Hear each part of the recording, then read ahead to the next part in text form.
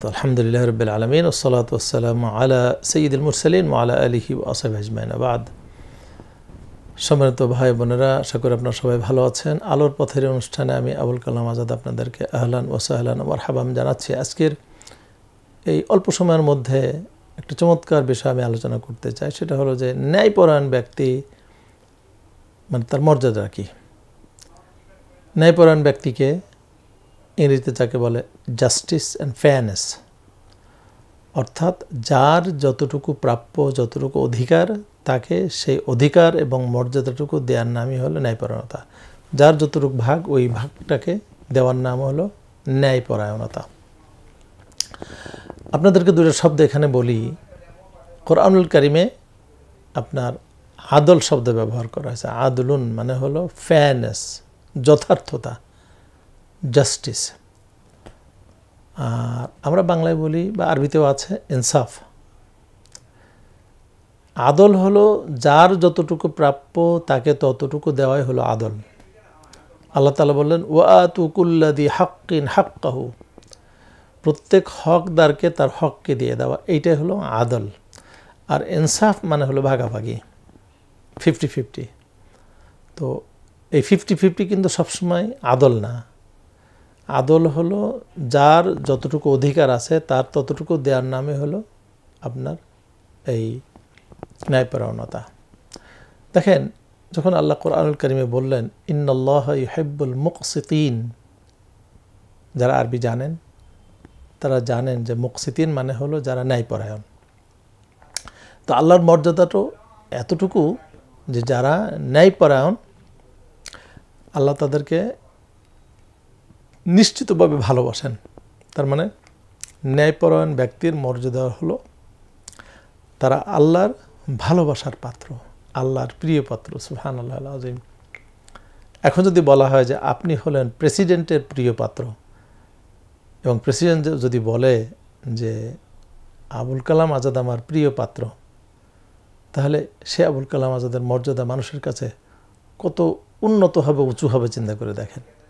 কোরআন কারিমে আল্লাহ স্পষ্টভাবে বলে দিয়েছেন যারা ন্যায়পরায়ণ, অর্থাৎ সত্য কথা বলবে, কোনো মিথ্যা কথা বলবে না, কোনো বাড়িয়ে বলবে না, কম বলবে না, এলো ন্যায়পরায়ণতা। নিশ্চিতভাবে আল্লাহ তাদেরকে ভালোবাসেন। সুবহানাল্লাহ আযীম। এবং এরা হবেন মুত্তাকি। আল্লাহ বলেছেন ই'দিলু হুয়া আকরাবু লিত-তাকওয়া, তোমরা ন্যায়পরায়ণ হও, আদল করো, তাহলে তোমরা মুত্তাকি হবা। আর মুত্তাকি হলে কি হবে? আল্লাহ বলেছেন ইন্নাল্লাহা ইউহিব্বুল মুত্তাকিন। তাহলে যারা ন্যায়পরায়ণ, তারা, যাদের যদি ঈমান থাকে তাহলে তারাই হবে মুত্তাকি। যাদের মধ্যে ন্যায়পরায়ণতার অভাব আছে তাদের মধ্যে তাকওয়ার অভাব আছে। আর যাদের মধ্যে ন্যায়পরায়ণতার অভাব আছে, তাকওয়ার অভাব আছে, তারা আল্লাহর কম প্রিয় পাত্র অথবা মোটেই ভালোবাসার পাত্র না। সুতরাং যারা ন্যায়পরায়ণ হবেন, নারী হোক, পুরুষ হোক, শাসক হোক, তারা সবাই আল্লাহর প্রিয় পাত্র হবেন। সুবহানাল্লাহ আযীম। একজন রিকশাওয়ালা, তারও ন্যায়পরায়ণ হওয়া দরকার আছে। যেখান থেকে মানে যে ডিস্টেন্সে গেলে ভাড়া মনে করেন 50 টাকা, তিনি যদি 50 টাকায় রাখেন তিনি ন্যায়পরায়ণ। আর তিনি যদি 51 টাকা রাখেন তিনি ন্যায়পরায়ণতা করলেন না। যারা ন্যায়পরায়ণ শাসক, আল্লাহ তাদেরকে বলেছেন সুলতানুল আদেল, ন্যায়পরায়ণ শাসক হলেন জিল্লুল্লাহি ফিল আরদ, তারা হলো আল্লাহর ছায়ার মতো। আল্লাহু আকবার। তাদের মর্যাদাটা দেখেন। ন্যায়পরায়ণ শাসক হলেন এই দুনিয়াতে আল্লাহর ছায়া। তা আল্লাহর ছায়া, এই মর্যাদা কি ছোট? অনেক বড় মর্যাদা।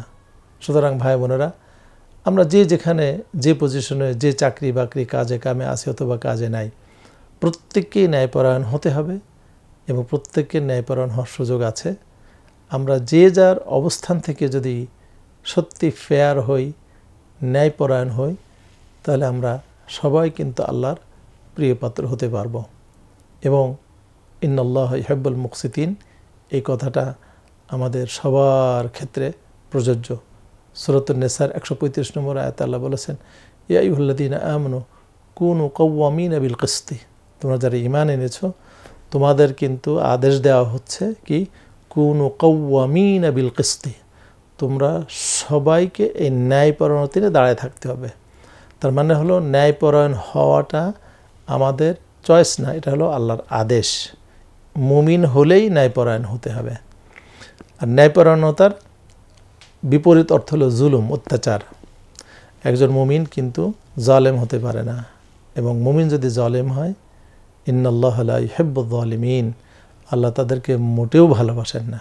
সুতরাং আসুন আমরা সবাই ন্যায়পরায়ণ হওয়ার চেষ্টা করি, এবং ন্যায়পরায়ণতা প্রতিষ্ঠা করে আমরা নিজেরা আল্লাহর প্রিয় পাত্রে পরিণত হই।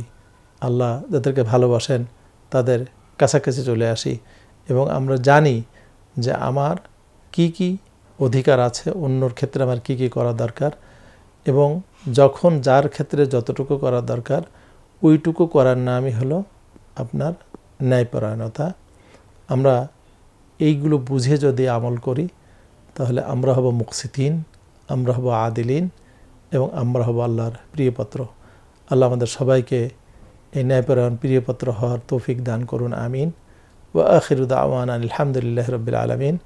আসসালামু আলাইকুম ওয়া রাহমাতুল্লাহি ওয়া বারাকাতুহু।